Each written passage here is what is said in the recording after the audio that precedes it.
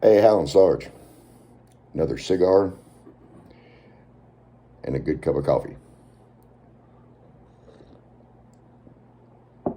I was flipping through the oracle of social commentary, better known as YouTube, and I saw Candace Owens on a panel of people. They were all black. There's generally certain topics there are none of those of the Caucasian persuasion allowed to take part because they don't want to hear any true counterpoints to their bullshit. But Candace was braving it out. She was on stage with them.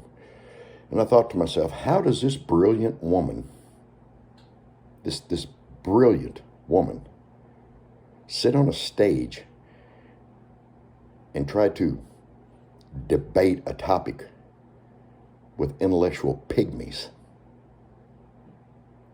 You can't win a debate like that. When you're by yourself and there's 4 or 5 other people who are hell-bent to push a narrative. So I watched some of it and I thought, that's enough of that, man. I feel bad for Candace.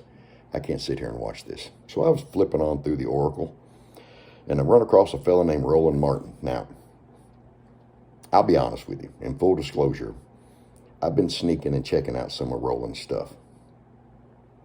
And in my opinion, all Roland Martin is Al Sharpton at his natural weight.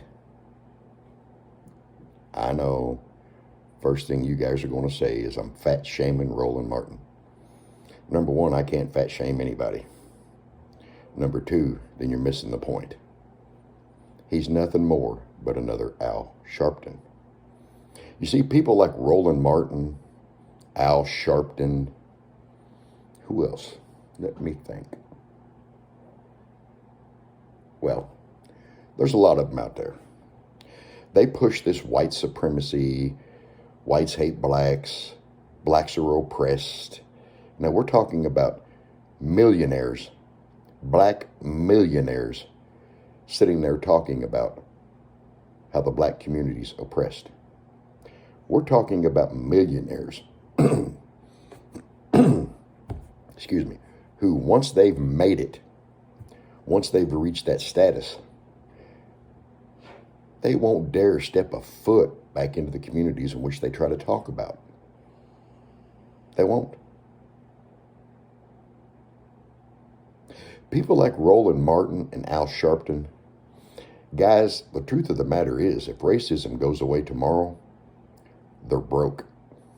If racism stops today, they become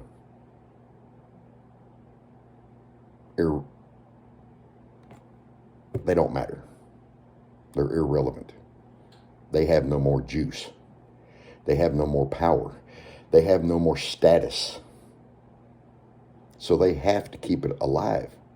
That's what feeds them. That's what buys their $1 million homes.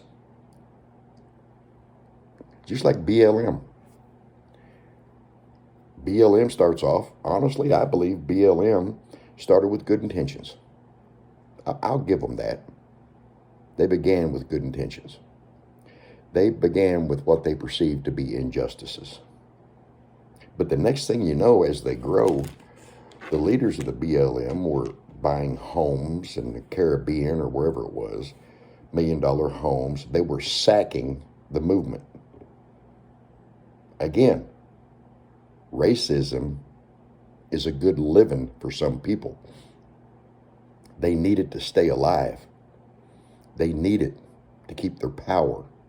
They need it to keep their influence. They don't want racism to go away. They want it to become more and more and more prominent in this nation. For them, it's a must. Their careers are based around it. If you take their mantra away, they fade away into nothing, oblivion. They're no longer the popular, powerful black leaders. The black leaders who won't even step into the inner cities.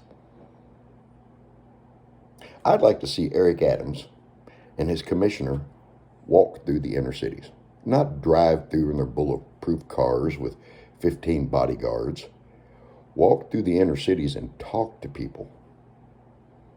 They won't do it. They're scared. It's no longer their people. It's only their people when they serve a political purpose. Black lives only matter every 4 years. Police lives only matter every 4 years. So people like Roland Martin and Al Sharpton, they're not out here fighting racism. They're stoking the flames. That's how they get to visit the White House and hang out with the bigwigs. That's how they get to eat in the fancy restaurants.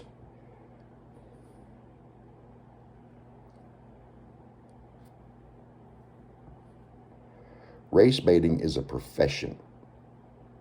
And if you look at people like Roland Martin and Al Sharpton, it pays pretty good. Race baiting is a pretty profitable venture.